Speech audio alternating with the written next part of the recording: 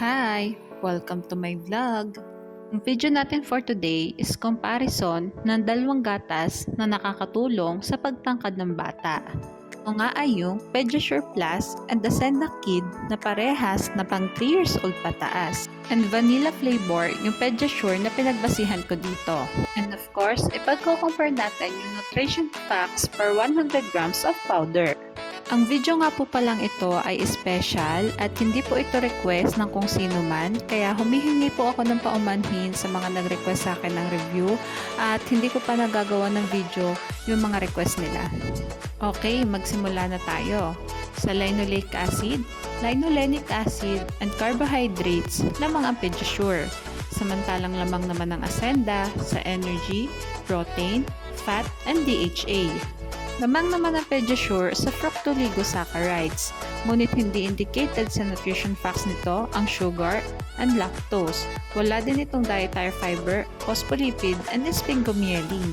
Samantalang ang Ascenda naman ay walang fructooligosaccharides, ngunit lamang ito sa sugars, lactose, dietary fiber, phospholipid, and sphingomyelin. Lamang ang Ascenda sa first category.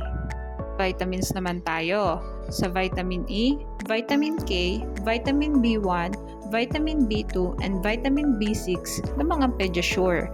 Samantalang lamang naman ang Ascenda sa vitamin A and vitamin D. Pantothenic acid, lamang naman ang Pediasure. Samantalang lamang naman ang Ascenda sa vitamin B12, niacin, folic acid, biotin, and vitamin C. Lamang ang Ascenda sa vitamins.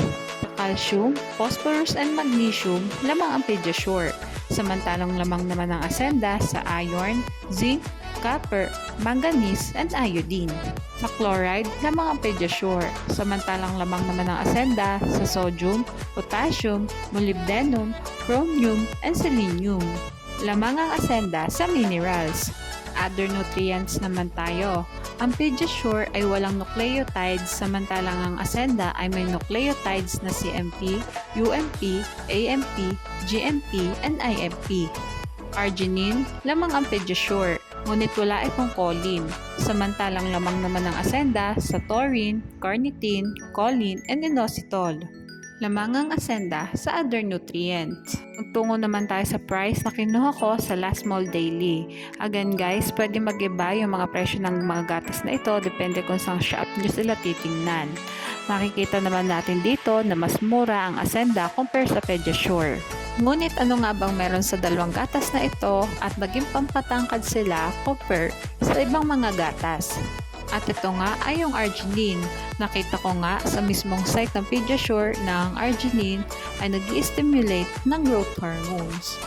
Ang summary nga ng vlog natin ngayon ay sa first category, vitamins, minerals, and other nutrients, lamang ang Ascenda. At mas affordable din ito compare sa Pediasure. Hanggang dito na lang ang vlog ko. Thanks for watching. Please like and subscribe for more videos.